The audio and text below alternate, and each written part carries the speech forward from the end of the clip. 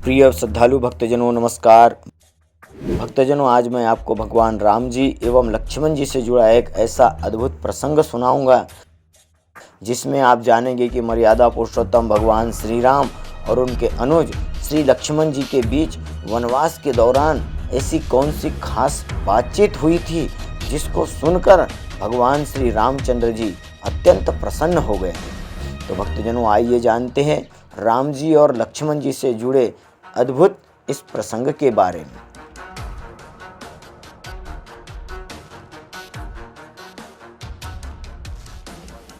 प्रिय श्रद्धालु भक्तजनों, तुलसीकृत श्री रामचरित्र मानस रामायण को लगभग सभी ने पढ़ी और सुनी होंगी, लेकिन वनवास के दौरान पंचवटी में भगवान राम जी एवं लक्ष्मण जी के बीच जो सबसे महत्वपूर्ण संवाद हुआ था, शायद ही इस ओर किसी आम व्यक्ति का ध्यान गया होगा।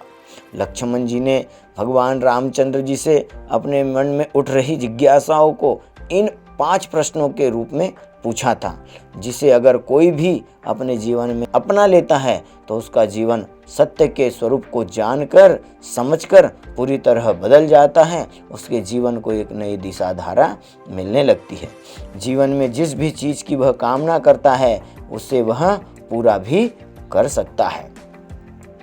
प्रिय भक्तजनों, श्री लक्ष्मण जी ने भगवान रामचंद्र जी से एक साथ 5 प्रश्न किए थे, जो इस प्रकार हैं। पहला प्रश्न किया था, ज्ञान किसको कहते हैं? दूसरा प्रश्न, वैराग्य किसको कहते हैं? तीसरा प्रश्न, माया का स्वरूप बतलाइए। चौथा प्रश्न, भक्ति के साधन बतलाइए और यह कैसे प्राप्त हो सकती है? पांचवा प्रश्न, जीव और ईश्वर में भेद क्या है? हे राम जी बताइए। प्रिय भक्तजनों, भगवान राम जी लक्ष्मण जी के उक्त प्रश्नों को सुनकर अत्यंत प्रसन्न होते हुए कहते हैं, हे लक्ष्मण, थोरे ही मह सब कहूँ बुझाई, सुनहु तात मन मति मन चित लाई। अर्थात थोड़े में ही सब समझा देता हूँ। यह विविधता है कि थोड़े में ही ज़्यादा समझा देता हूँ। भगवान राम जी लक्ष्मण जी द्वारा पूछे गए प्रश्नों में भगवान राम जी ने सबसे पहले माया वाला प्रश्न ही उठाया, क्योंकि पहले माया को जान लेना चाहिए। भगवान कहते हैं, हे लक्ष्मण, माया वैसे तो अनिवर्चनीय है, लेकिन फिर भी मैं अरु मोर तोर तय माया, जेहि बस किन्हीं जीव निकाया। हे लक्ष्मण, अर्थात मैं, मेरा और तेरा, यही माया है। केवल 6 शब्दों में बता दिया। मैं अर्थात जब मैं आता है तो मेरा आता है, और जहाँ मेरा होता है वहाँ तेरा भी होता है। तो ये भेद माया के कारण ही है। जैसे एक चाचा जी अपने घर पर कुछ सेवफल लेकर आए थे।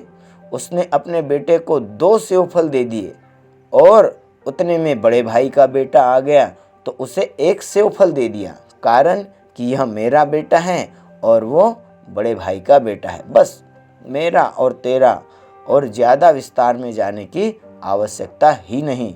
यह भेद माया के कारण ही उत्पन्न होते हैं। उस माया के भी 2 भेद बताए गए हैं, एक विद्या और दूसरी अविद्या। एक विद्या और दूसरी अविद्या। एक दुष्ट अतिशय रूपा, जा बस जीव पराभव कूपा। एक रचई जग गुण बस जाके, प्रभु प्रेरित नहीं निज बल ताके। हे लक्ष्मण, अर्थात अविद्या रूपी माया जीव को जन्म मरण के चक्कर में फंसाती है, भटकाती रहती है, जीव जन्म अथवा मृत्यु के चक्कर में, और दूसरी विद्या रूपी माया मुक्त करवाती है। इसके बाद दूसरा प्रश्न, ज्ञान किसको कहते हैं? तो इसके उत्तर में राम जी कहते हैं, हे लक्ष्मण, हम ज्ञानी किसे कहेंगे? जो बहुत प्रकांड पंडित हो, शास्त्रों को जानता हो, बड़ी ही अच्छी प्रवचन करता हो, दृष्टांत के साथ सिद्धांत को समझाए, संस्कृत तथा अन्य बहुत सी भाषाओं का जिसे ज्ञान हो, वही पंडित है। पंडित और ज्ञानी में अंतर है। उसे पंडित कह सकते हैं लेकिन ज्ञानी नहीं। भक्तजनों, गोस्वामी तुलसीदास जी ने बड़ी ही अद्भुत व्याख्या ज्ञानी की है। ज्ञान मान जह एकहु नाही, देख ब्रह्म समान सब माही। अर्थात ज्ञान उसको कहते हैं जहाँ मान न हो, अर्थात जो मान अपमान के द्वंद्व से रहित हो और सब में ही जो ब्रह्म को देखे। ज्ञान के द्वारा तो ईश्वर की सर्वव्यापकता का अनुभव हो जाता है, तो सब में भगवान को देखने वह लग जाता है।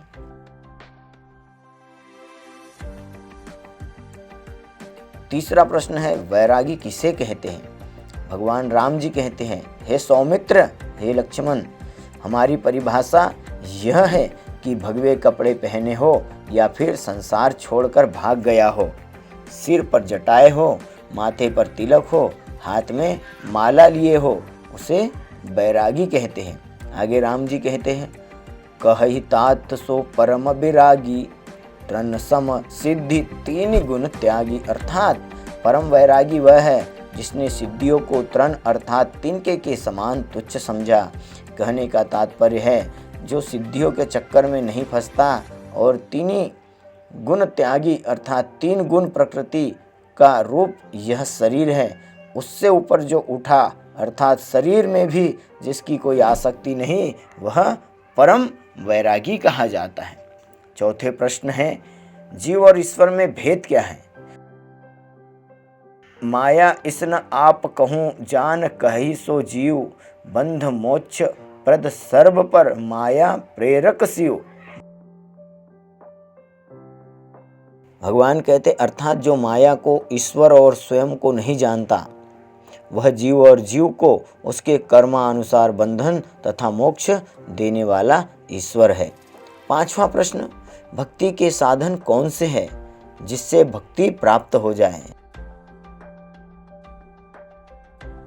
भगवान राम जी कहते हैं, भगति की साधन कहूँ बखानी, सुगम पंथ मोहि पावहि प्राणी, प्रथम ही विप्र चरण अति प्रीति, निज निज कर्म निरत श्रुति रीति, एहि कर फल पुण्य विषय विरागा, तब मम धर्म उपज अनुरागा, श्रवणादिक नव भक्ति दृढ़ाही, मम लीला रति अति मन बाही। अर्थात हे लक्ष्मण, भक्ति के साधन बता रहा हूँ जिससे प्राणी मुझे बड़ी ही सरलता से पा लेता है। सबसे पहले विप्रों के चरण विप्रे, विप्र का अर्थ है जिसका जीवन विवेक प्रदान हो, ऐसे विप्रों के चरण विप्रे पढ़ना चाहिए। वेदों के बताए मार्ग पर चले, अपने कर्तव्य कर्म का पालन करे, इसे विषयों में वैराग्य होता तथा वैराग्य उत्पन्न होने पर भगवान के भागवत धर्म में प्रेम होगा। तब श्रवणादिक 9 प्रकार की भक्तियाँ आ जाएंगी और भगवान की लीलाओं में प्रेम हो जाएगा। प्रिय श्रद्धालु भक्तजनों, संतों के चरणों में प्रेम हो, मन कर्म और वचन से भगवान का भजन करे तथा गुरु पिता माता भाई पति और देवता सब में मुझे ही देखे, सबको वंदन करे, सबकी सेवा करे, इतना कर ले तो समझो कि भक्ति मिल गई। अब भक्ति मिली है या नहीं इसका हमें पता कैसा चले, तो इसके बारे में गोस्वामी तुलसीदास जी सुंदर चौपाई लिखते हैं। मम गुण गावत पुलक शरीरा, गद गद गिरा नयन मन बहनीरा, काम आदि मद दम्भ न जाके, तात निरंतर बस महता के।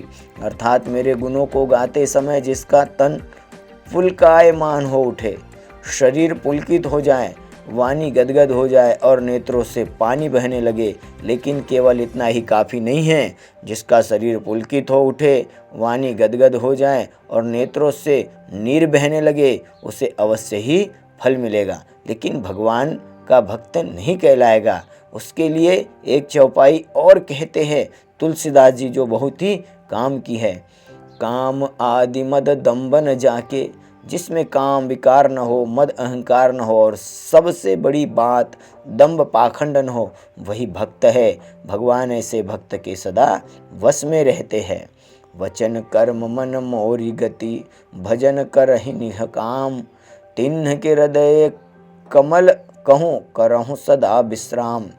भक्तजनों, आगे भगवान राम जी लक्ष्मण जी से कहते हैं, जिसको मन कर्म और वचन से मेरा ही आश्रय है, जो निष्काम भाव से मेरा भजन करता है, उसके हृदय में सदैव विश्राम करता हूँ। इतना सुनकर लक्ष्मण जी प्रसन्न होकर राम जी के चरणों में दंडवत करने लगे।